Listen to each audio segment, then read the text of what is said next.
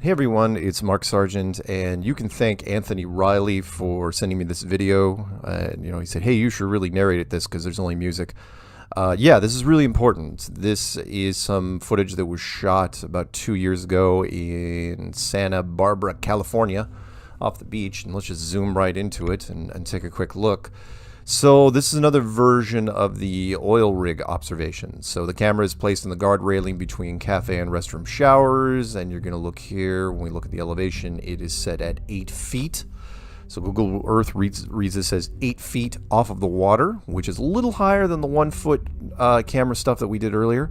And then we're going to draw a line to the first platform, which is called platform C, which is directly out in front of it. And then another one a little bit off to the right, which is platform habitat. And when we pull back and look at the distances of these two, we will notice the curve calculator, just to pull that up real fast. And then remember, this was shot October 23rd, 2017, so over 2 years ago at sunrise. The first one is at a distance of 6.08 miles, platform C. And then the second one off the distance platform habitat at 10.1 miles. Why are these two important? Well, because at 8-foot elevation, the globe Earth's horizon should be less than 3.5 miles, meaning the horizon should be in front of these things. 29 feet of habitat should be blocked by the curvature in front of these objects. And yet, all of the habitat is visible, even with some compression. And you'll notice, and we'll draw a line here in a second, that the horizon is clearly behind these objects. And what makes this footage and all footage like it so important is that these are static objects, meaning these are not boats. These are always in one place. They're not moving or floating anywhere.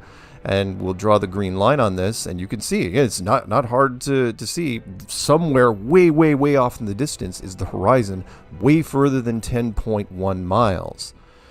And that should not be. There's no curvature. And that only happens on a flat world. You will not see this on a curved thing, because eventually these objects should be over the side of the hill. They should be behind the curve. And we just don't see that. These two oil platforms, again, one at 6 and one at 10, are right in front. So tell me optically how that happens. Tell me what atmospheric condition can put the horizon behind these objects. You want to say it's a mirage? Okay, well then if you do that, you can never say that a boat is being chopped in half by the horizon. Because you say, well, no, that's real. A boat being chopped in half by the horizon line, with heavy compression and refraction. Oh, no, that's real. But this right here, sunrise, couldn't be clearer conditions. Not a cloud in the sky. Shooting off at oil platforms at 6 miles and 10 miles, respectively. You can't tell me that this is a mirage. No way. And even if you do say it's a mirage, tell me how a mirage puts the horizon behind the objects. That's the big key here. Do this with any sort of piece of paper. Bend it in half. Put 2 dots on the other side. Tell me how the horizon is behind those dots. If it's a globe, it cannot be.